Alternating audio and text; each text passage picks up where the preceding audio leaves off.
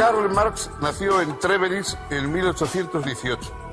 Proveniente de la izquierda hegeliana, planteó la unión de teoría y práctica para transformar el mundo.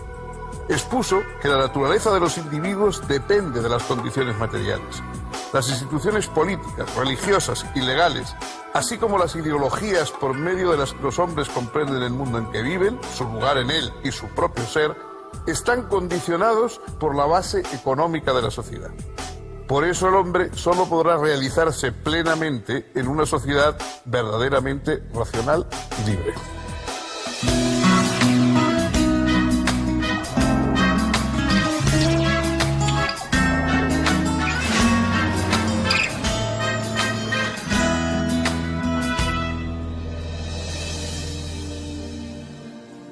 ¿Qué tal, amigos, amigas? ¿Cómo les va? Bienvenidos.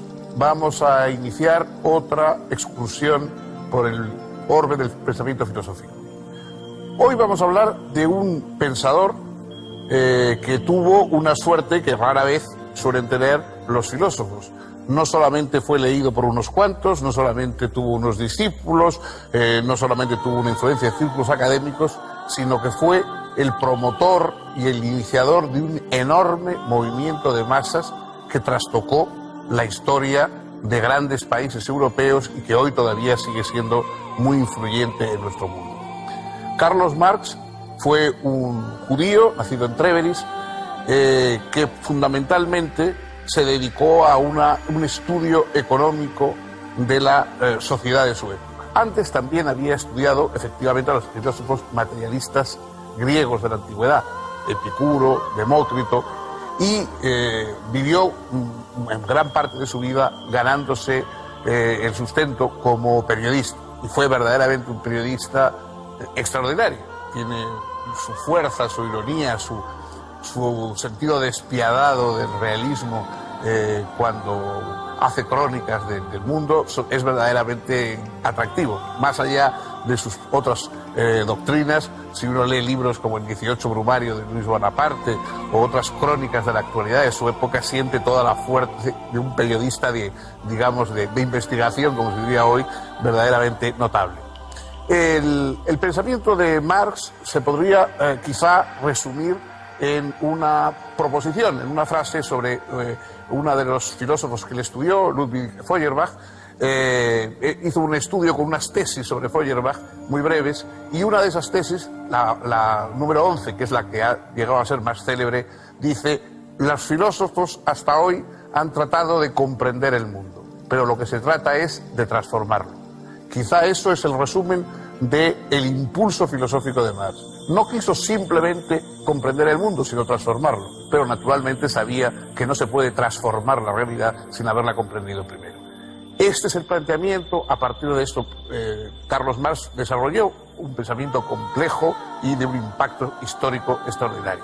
Si siguen ustedes con nosotros, vamos a hacer un resumen de toda esa historia.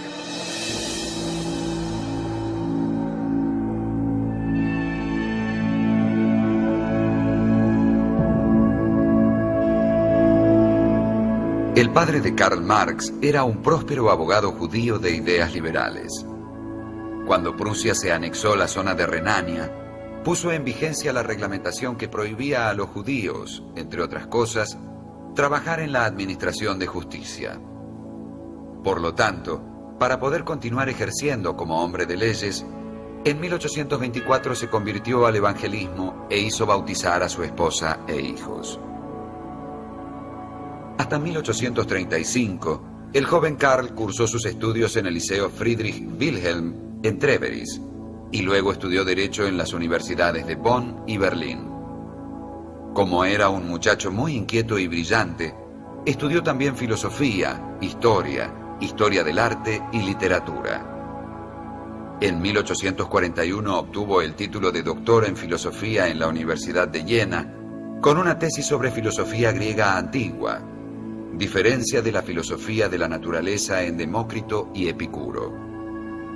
Sin embargo, decidió no seguir la carrera académica y docente, sino dedicarse al periodismo. Publicó así, en 1842, algunos artículos en diversos medios de la izquierda hegeliana, y pronto llegó a dirigir, en Colonia, un periódico liberal financiado por industriales renanos.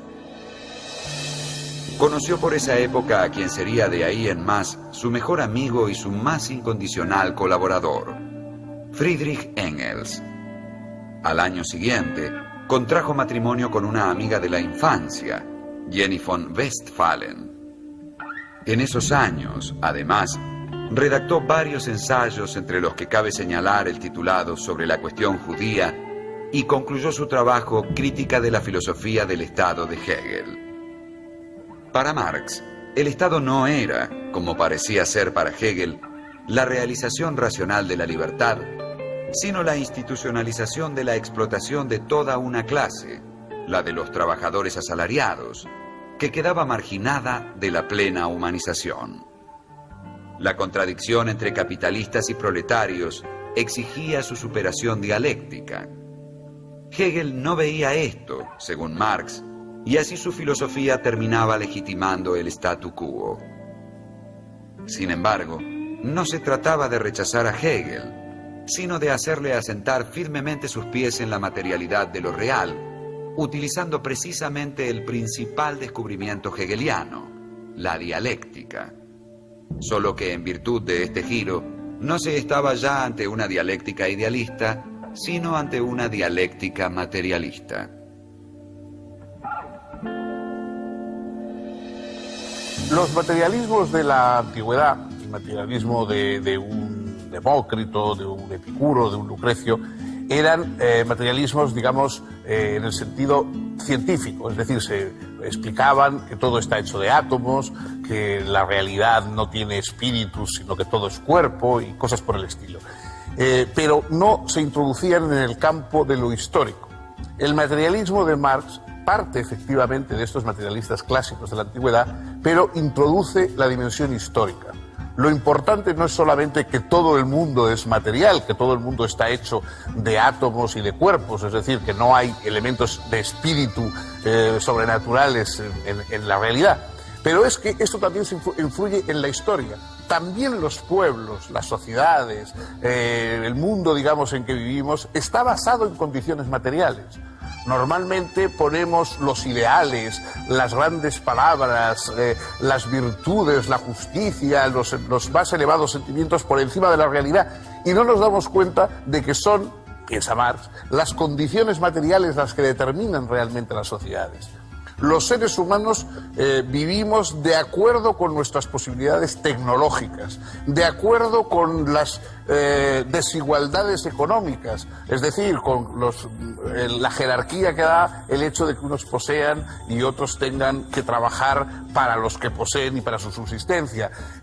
Esas condiciones materiales, esas condiciones que surgen de lo que comemos, lo que producimos, de la tecnología que tenemos para fabricar y para poder viajar y para poder conocer, todas esas condiciones materiales son las que determinan lo demás. Nuestras ideologías, las explicaciones racionales que damos del mundo, eso todo es posterior a las condiciones materiales. Nosotros creemos que lo importante es las ideologías espirituales que explican lo real, en realidad es esa base, esa infraestructura material la que explica, la que da cuenta y se expresa a través de las ideologías políticas, religiosas, etc. Es una subversión, en el sentido estricto del término, es darle la vuelta a las cosas y decir, si queremos comprender el mundo, tenemos que comprender, no escuchar a los ideólogos, sino comprender la materialidad de las relaciones económicas, tecnológicas, etcétera, en la que viven los pueblos. Comprendiendo esa realidad es lo que vemos, la verdad de la sociedad. La verdad de las sociedades no está en su ideología, en el discurso, a veces autocomplaciente, que tienen sobre sí mismas, sino en sus relaciones económicas, sociales, tecnológicas, etcétera. Este fue la gran vuelta, dar la vuelta a las cosas que realizó el pensamiento de Marx. En 1844, Marx se instaló con su esposa en París, donde intentó vivir de sus colaboraciones periodísticas a diversos periódicos y revistas. Comenzó a estudiar a fondo a los economistas clásicos ingleses y se contactó con la llamada Liga de los Justos, una sociedad comunista secreta, así como con diferentes reuniones obreras. Marx encontró gran afinidad entre sus propias opiniones y las doctrinas de los comunistas, que cuestionaban radicalmente al sistema capitalista y proponían la propiedad común de los medios de producción. En esos años escribió sus manuscritos económico-filosóficos, que permanecerían inéditos por casi 90 años. En ese texto, Marx denunció la naturaleza alienada del trabajo bajo el capitalismo, contrastándola con la idea de una sociedad posible en la que los hombres pudieran desarrollarse libremente en un marco de producción cooperativa. Se relacionó también con los anarquistas y escribió, junto con Engels, un libro que fue publicado en 1845 y que cuestionaba el mundo académico alemán de esa época, La Sagrada Familia. Marx colaboraba en un semanario en lengua alemana, de tendencia netamente antiprusiana, que se publicaba en París. Cuando el gobierno de Prusia, molesto ante las críticas de que era objeto, solicitó al Ministerio de Interior francés que tomara medidas para acabar con esa publicación, todos los columnistas y periodistas del semanario vieron sus visas revocadas. Entre ellos, Marx. Expulsado de Francia, se dirigió a Bruselas. Redactó allí sus famosas tesis sobre Feuerbach, la más famosa de las cuales dice: los filósofos no han hecho más que interpretar de diversos modos el mundo. De lo que ahora se trata es de transformarlo. También escribió entonces La ideología alemana, libro que fue conocido después de su muerte. Explicaba allí que la naturaleza de los hombres depende de condiciones materiales. Las instituciones e ideologías mediante las cuales los hombres regulan sus relaciones, se comprenden a sí mismos y entienden el mundo en el que viven, están condicionadas por la base económica de la sociedad. Por lo tanto, según Marx, los hombres solo podrán realizarse plenamente en una sociedad libre y racional. Ahora bien, en la sociedad capitalista, grandes sectores de la población son relegados a condiciones inferiores de vida en nombre del principio de la división del trabajo. Esto significa que, en términos hegelianos, la sociedad capitalista carecía de realidad racional. En 1847, Marx dio a conocer su Miseria de la filosofía, obra en la que respondía polémicamente a la filosofía de la miseria del anarquista Pierre-Joseph Proudhon. Ese mismo año fundó, junto con Engels, la Sociedad de Obreros Alemanes de Bruselas. Fue elegido vicepresidente de la llamada Acción Democrática y poco después participó en el segundo Congreso de la Liga de Comunistas, realizado en Londres. Se le encargó entonces redactar, junto con Engels, un manifiesto. Ese texto, el Manifiesto Comunista, fue publicado en febrero de 1848.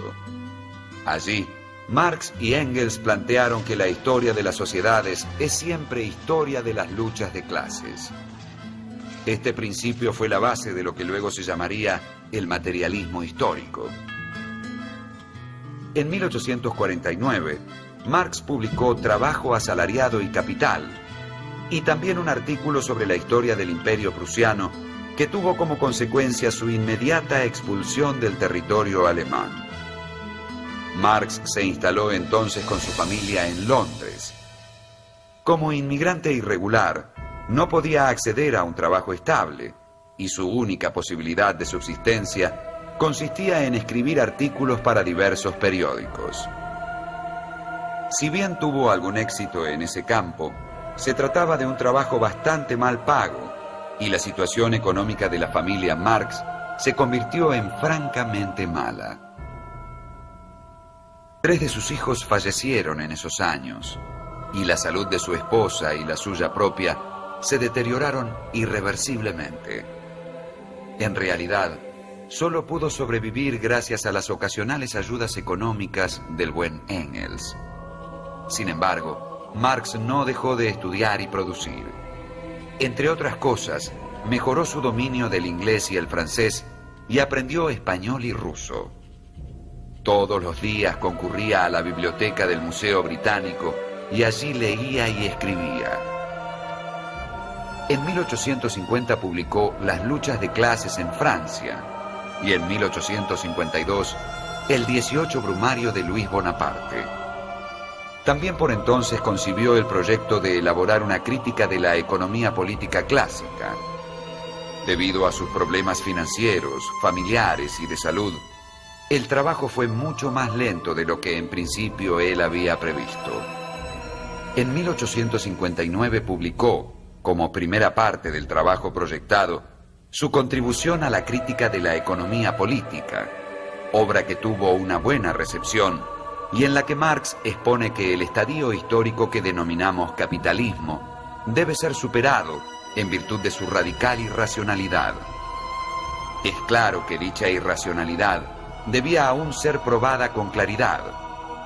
A ello se dedicaría la continuación de este texto, un estudio pormenorizado sobre el capital.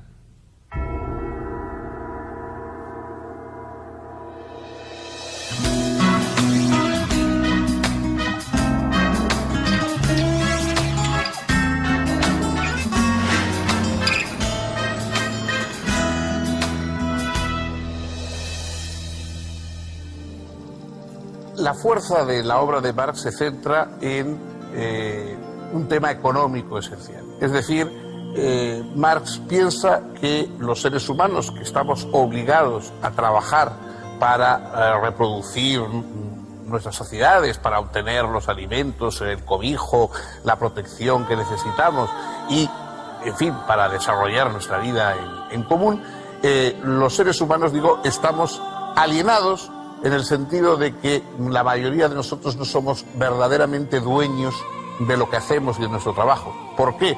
Porque hay una distribución socialmente injusta. Hay un mundo de poseedores del capital, de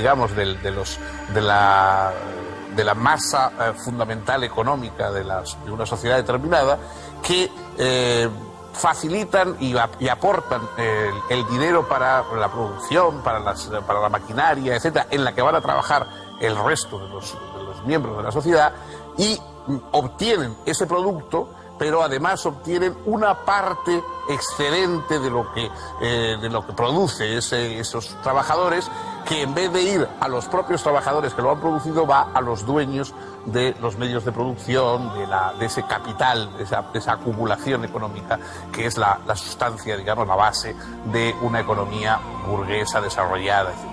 Es decir, que el dueño del capital obtiene naturalmente lo que ha invertido en el trabajo, en pagar y costear el trabajo de los demás, pero también una plusvalía, una cantidad excedente, superior, que le permite ir acumulando cada vez más, mientras que los trabajadores nunca llegan a ser dueños plenamente de lo que están haciendo, de lo que están construyendo, etcétera, etcétera.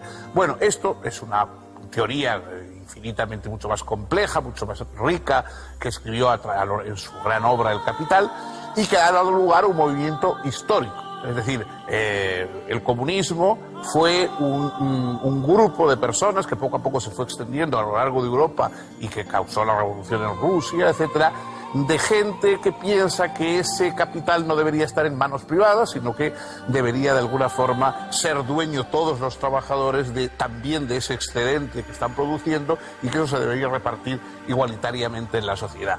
El Manifiesto Comunista es uno de los textos más célebres y más, extraordinarios, como elemento subversivo, como evangelio, de una nueva clase, que se han escrito nunca. Y Marx no se limitó simplemente a ser un teórico, sino que a la vez impulsó todo este movimiento de renovación y de transformación, de acuerdo con su idea que no se trata solo de comprender el mundo, sino que hay que cambiarlo.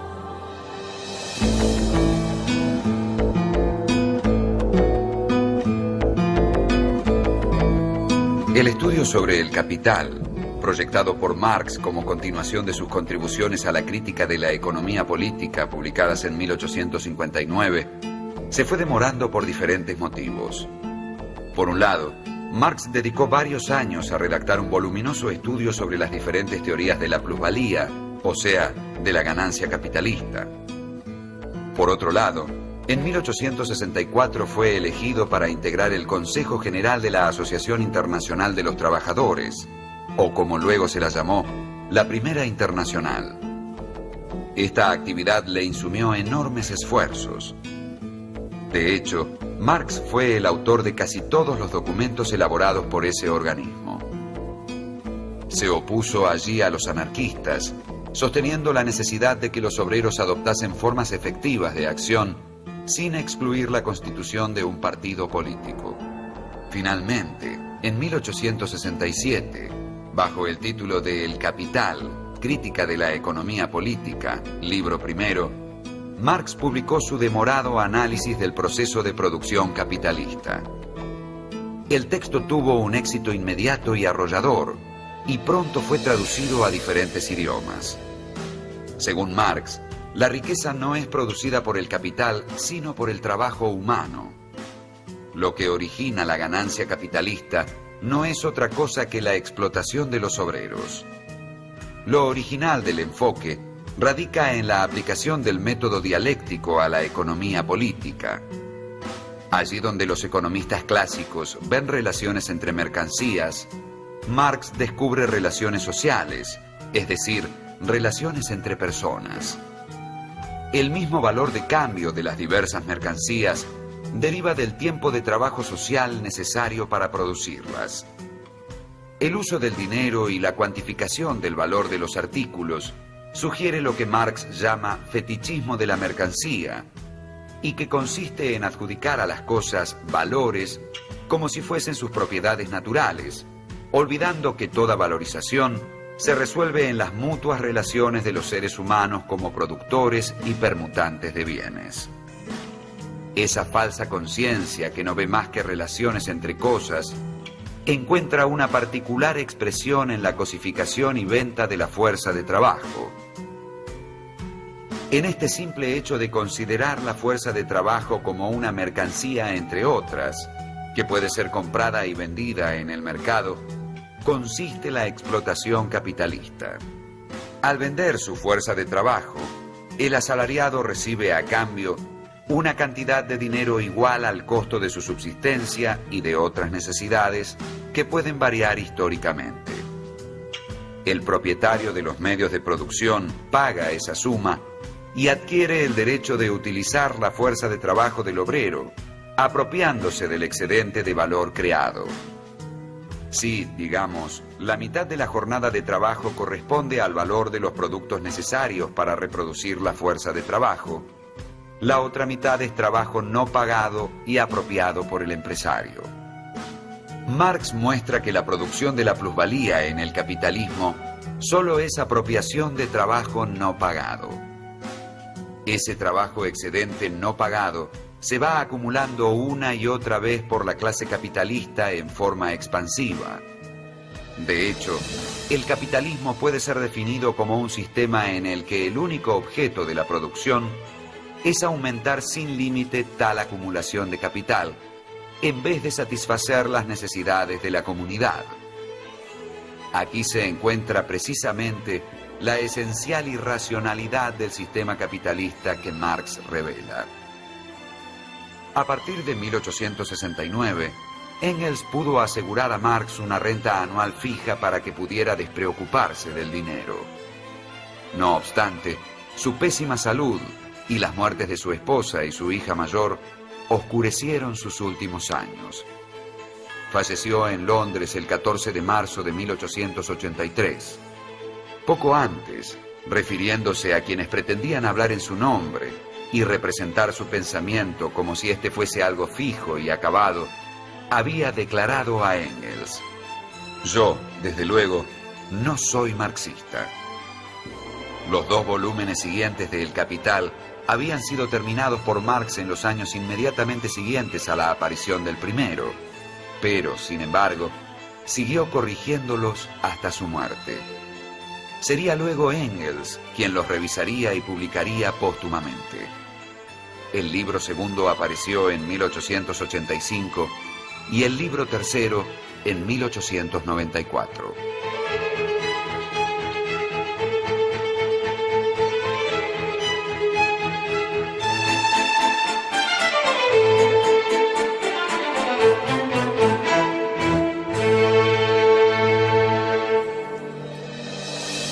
Evidentemente no es un secreto el impacto que ha tenido la obra de Marx en la historia.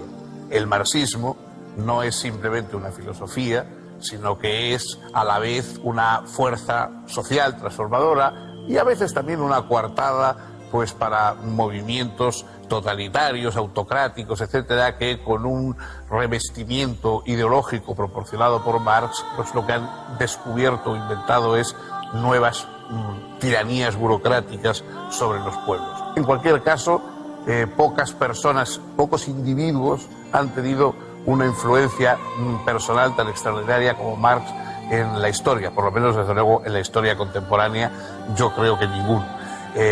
Su obra ha sido discutida por los economistas, ha sido discutida también por las repercusiones prácticas que ha tenido al llevarse a cabo en algunos países.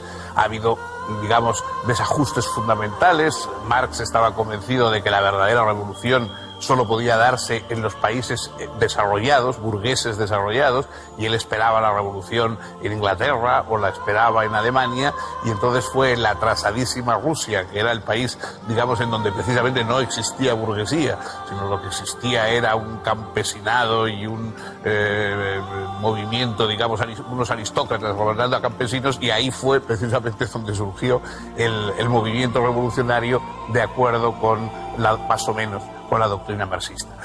En cualquier caso, por mucho que se discuta su obra desde el punto de vista teórico-económico, por mucho que se pueda y se deban discutir los efectos históricos que ha tenido en algunos países y obviamente digamos, la repercusión sobre la pérdida de libertades o sobre incluso el atraso en ocasiones de algunas sociedades que han querido seguir con exceso de ortodoxia el planteamiento marxista, no cabe duda de que el esfuerzo de Marx teórico fue extraordinario y sobre todo que puso sobre la mesa un problema que está ahí, sea cierto el marxismo o no.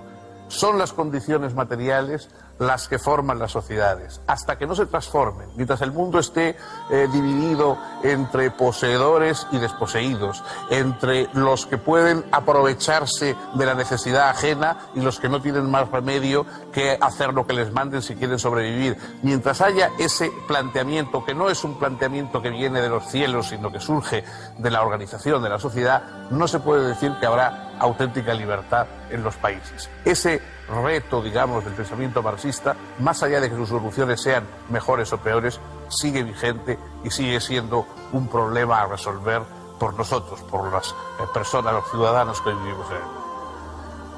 Hoy hemos llegado aquí con esta obra tan distinguida, tan importante. El próximo día, si contamos con su anuencia, vamos a seguir con otro filósofo, con otra perspectiva.